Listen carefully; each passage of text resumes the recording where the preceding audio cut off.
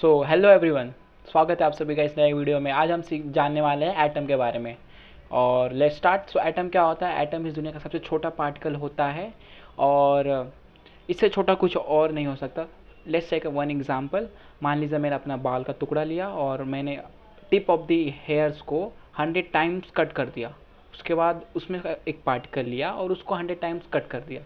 और ऐसे कट करते समय मुझे एक ऐसा पार्टिकल मिलेगा जो उसके बाद फर्दर हम काट ही नहीं सकते, उसको फर्दर हम लोग डिवाइड ही नहीं कर सकते।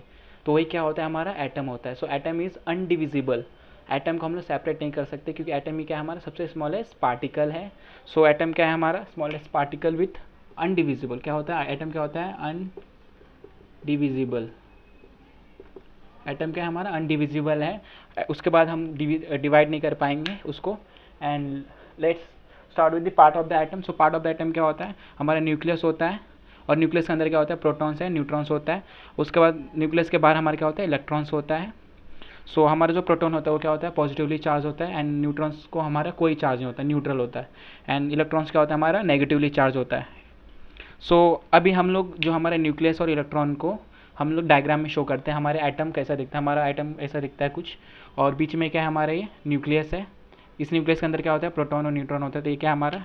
यही क्या हमारा न्यूक्लियस है। यही क्या हमारा न्यूक्लियस। इसके अंदर क्या रहने वाला है? हमारा प्रोटॉन एंड न्यूट्रॉन रहने वाला है। और न्यूक्लियस के बाहर क्या होती हैं? शेल्स होती हैं।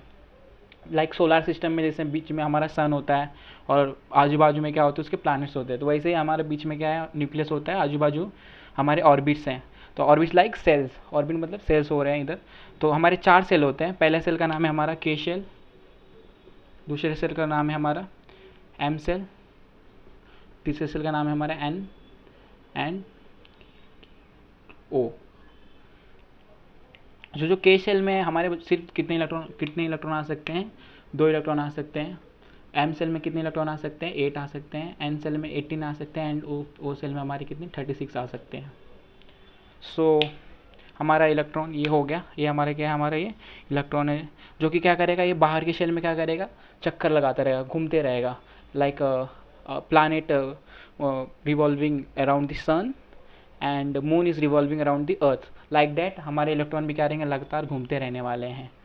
वीडियो में आगे बढ़ते हैं। अभी हम लोग जानेंगे इलेक्ट्रॉन, प्रोटॉन, न्यूट्रॉन की खोज कभी और किसने की थी और कौन से एक्सपेरिमेंट्स किए थे। तो first moving with electrons. Electron की खोज कभी कभी हुआ था? 1897 में हुआ था। किसने किया था?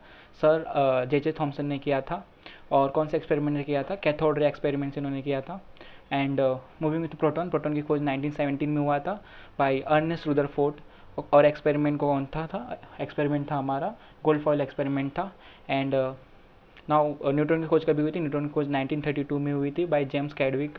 और कौन सा एक्सपेरिमेंट से? एक्सपेरिमेंट विद बेरिलियम एटम से हुआ था। And that's for this video. And